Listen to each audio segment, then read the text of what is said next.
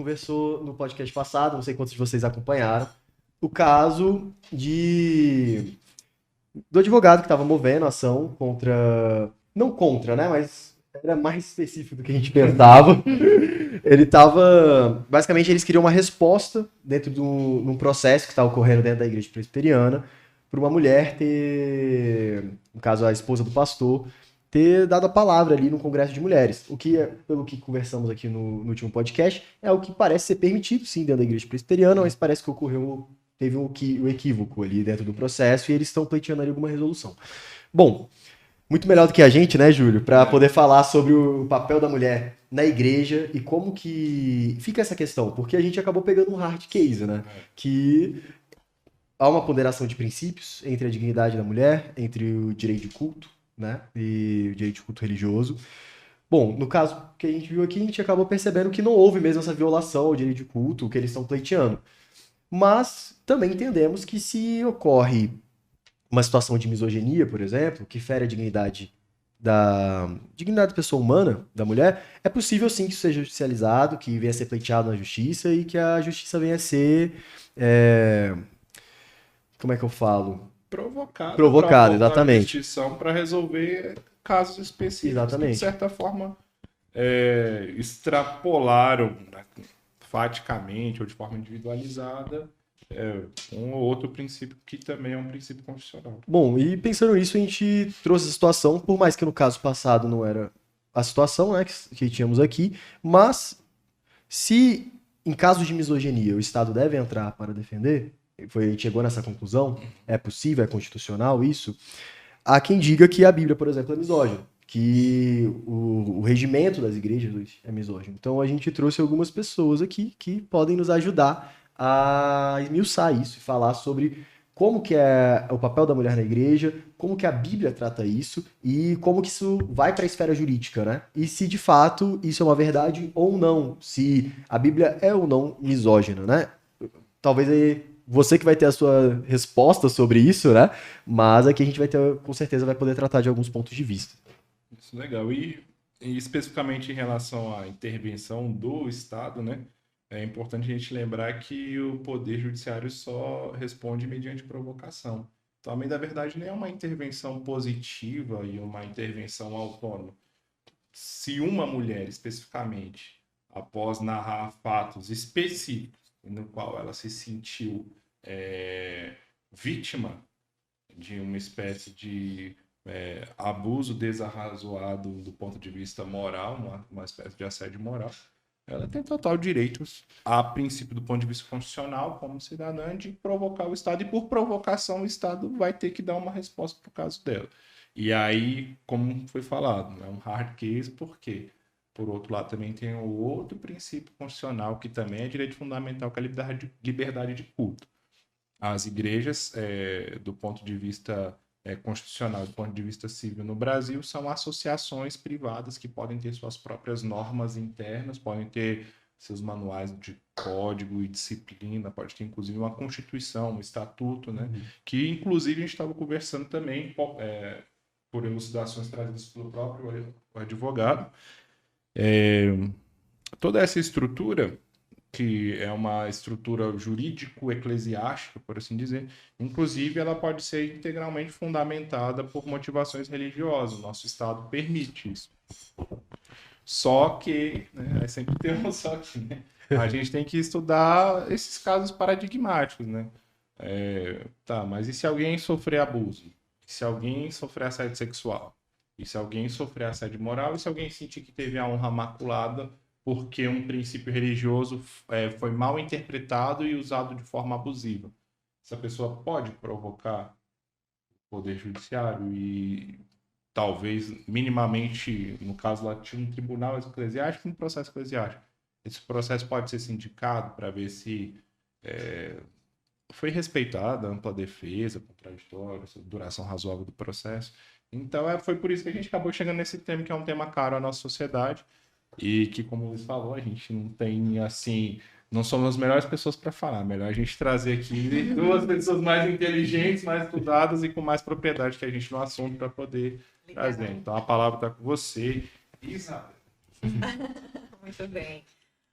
Primeiro, é uma honra estar aqui. Obrigada pelo convite. É sempre muito bom conseguir falar de forma esclarecida, tanto acadêmica quanto de ponto de vista teológico, sobre um assunto que é pouco falado, pouco discutido, talvez porque seja caro à sociedade, como você falou, e é muito importante a gente desmistificar algumas coisas. Achei bem legal Luiz falando. Então, a Bíblia é misógina, a Bíblia ela é preconceituosa, ela gera discriminações. É muito bom a gente falar sobre isso para tirar alguns embates, alguns impasses e talvez alguns entendimentos equivocados. Quando a gente entende a diferenciação, de fato, ela não necessariamente significa discriminação. E isso precisa ficar claro, porque há diferenciações claras, sim, na Bíblia, mas há uma doutrina, uma sã doutrina, que ela engloba tudo isso e que ela não é discriminatória de forma nenhuma. Então, assim, já numa primeira resposta, que é muito complexa, eu pretendo, assim, esmiuçar algumas coisas para a gente entrar num entendimento mais profundo do assunto, mas numa primeira resposta, não. A Bíblia, ela não tem um caráter discriminatório, de forma nenhuma. E, sim, se houver alguma violação de direito, deve sim ser encaminhado a tratativa judicial. Por quê? Dá a César o que é de César, dá a Deus o que é de Deus, né? A própria palavra faz essa distinção e fala, olha, se está havendo algo que fere, que é crime, que está acontecendo algo, seja, e aí eu vou em todas as esferas, né? Seja dentro da eclésia, da estrutura doutrinária da igreja, doutrinária não, perdão, dentro da estrutura hierárquica da igreja, ou seja, até mesmo dentro de casa, violência doméstica, né? Qualquer tipo de crime que aconteça deve sim ser judicializado.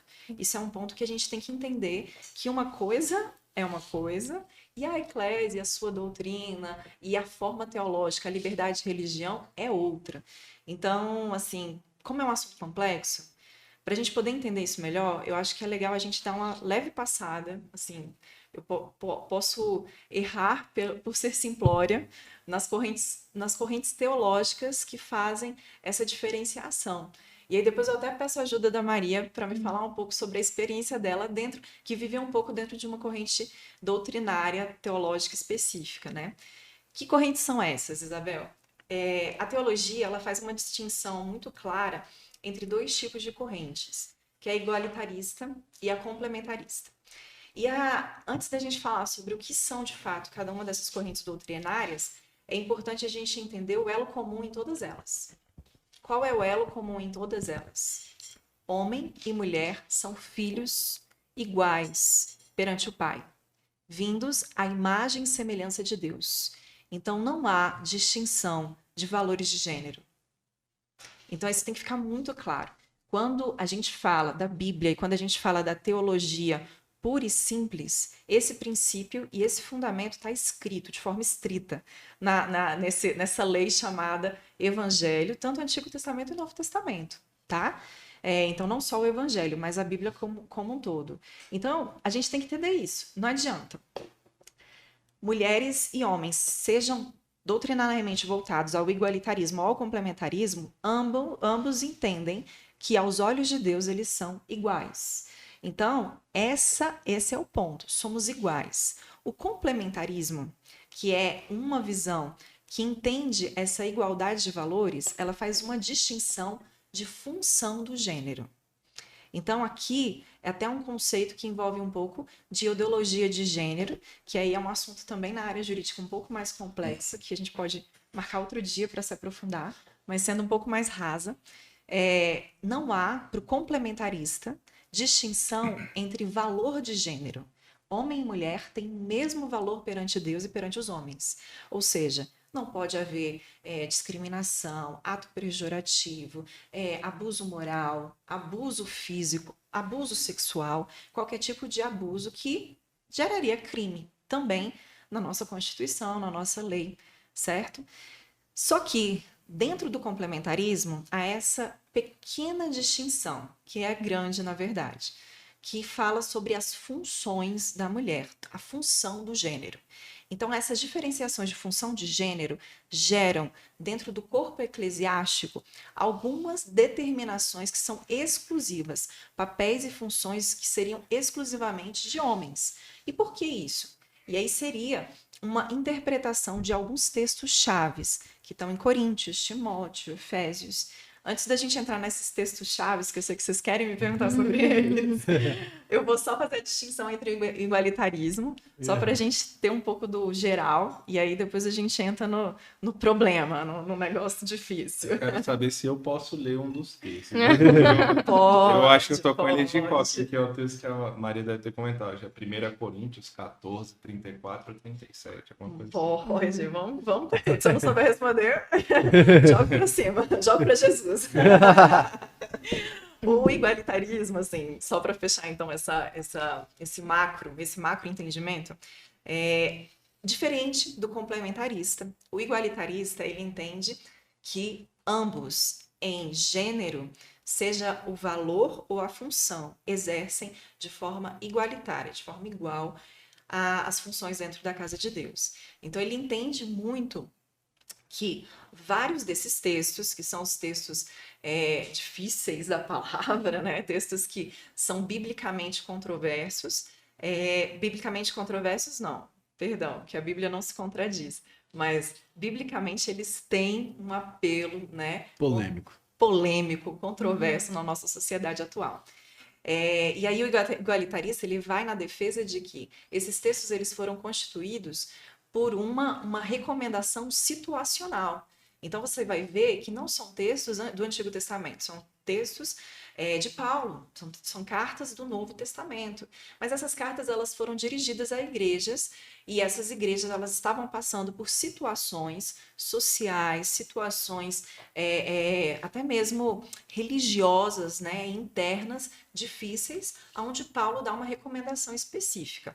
Essa é a macrodefesa, a macroteologia. Eu acho muito legal uma declaração da missão do Christians for Biblical Equality. Eu vou citar rapidinho, porque eu acho bem interessante. Ele fala o seguinte, que os igualitários creem que as escrituras chamam mulheres e homens para compartilharem a autoridade, igualmente dada em serviço e liderança em casa, na igreja e no mundo. Então, eles entendem que há uma mútua submissão a Deus. E essa mútua submissão está em Efésios 4:22. Depois a gente confere essa citação, combinado? Estou falando aqui de cabeça.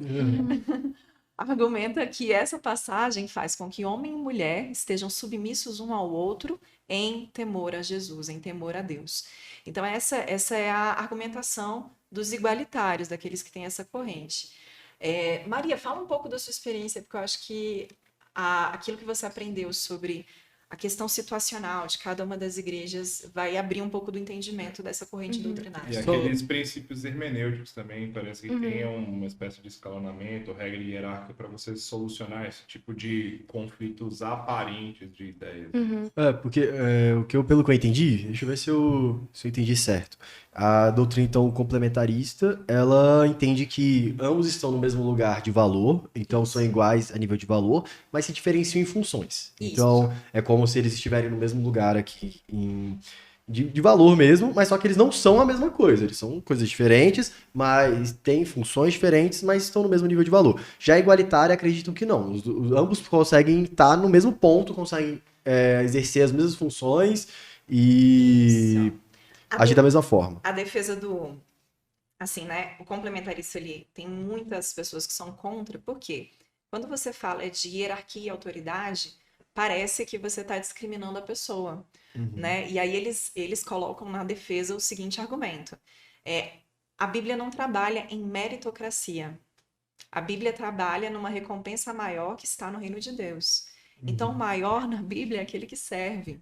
Então, essa questão de autoridade e liderança, ela vem muito mais com responsabilidade que a mulher é capaz de exercer. Mas aqui Deus está cobrindo esse papel familiar, essa questão da mulher, e colocando o homem para exercer. Essa é a visão deles, né? Não tô aqui em defesa de uma corrente ou de outra. Mas, assim, a ideia tem o mesmo valor, mas ao homem foi designada uma função de liderança ou de ensino autoritativo.